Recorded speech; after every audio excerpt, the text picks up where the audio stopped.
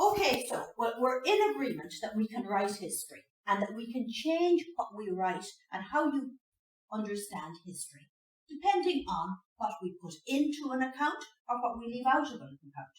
We've seen how putting in something or by just accidentally leaving out something that's inconvenient to our version of history can change how people will understand it. And the same is true of if you emphasize something or if you gloss over it.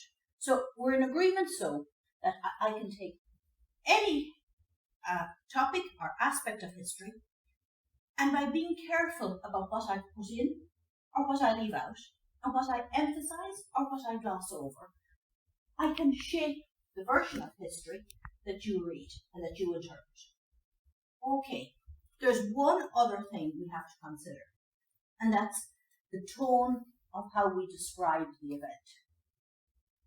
We have, if I put this up, and you probably won't have a clue what it's up there about, I'm putting up a bottle of Calpol. And I know you're probably asking what Calpol has to do with writing history. I'm going to tell you now. Supposing you have a little 2 or 3 year old child at home, who's the most important person in your life. Might be your daughter, might be your granddaughter, might be somebody that you look after. Really important, and you will not willingly do anything that's not in the best interest of that child.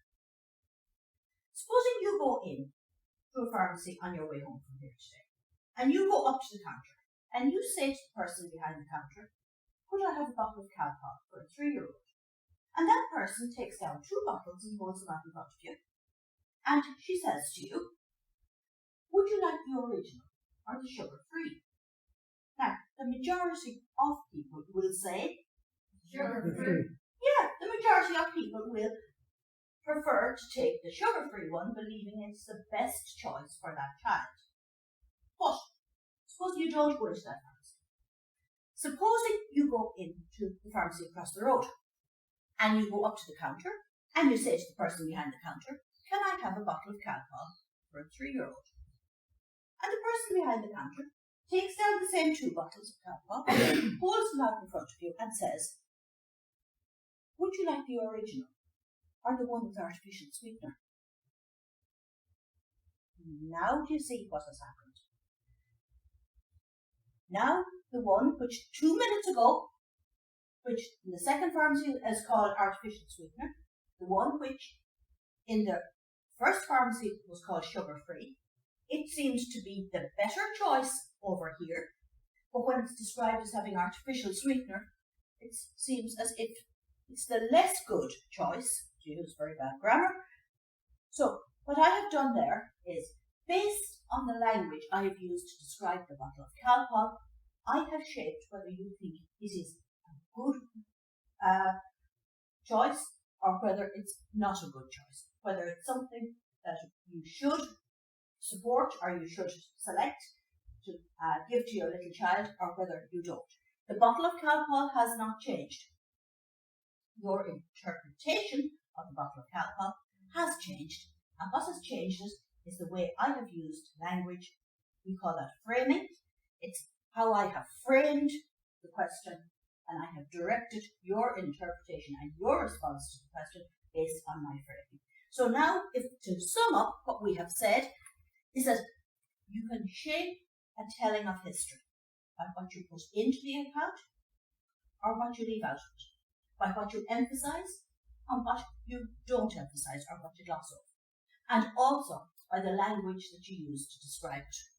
So, for that reason, accounts of history, as we can see, very, very confusing, yes, and it varies on your perspective, and it varies on what you have been told, and evidence-based history can still maybe not provide the entirety of the story, because maybe bits of it have been left out or have been glossed over. And also, sometimes, if somebody writes history and they intend words to mean something, I don't know what somebody else reading it is going to interpret that as.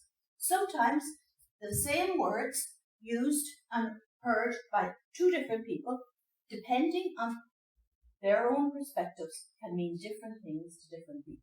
So for that point of view, really what I want to show you today is that the writing of history, it's complex, it's messy, and you just need to be quite aware of how it's written, where it's written, and just to be aware that there may be other perspectives on it other than the account that you're reading at the time.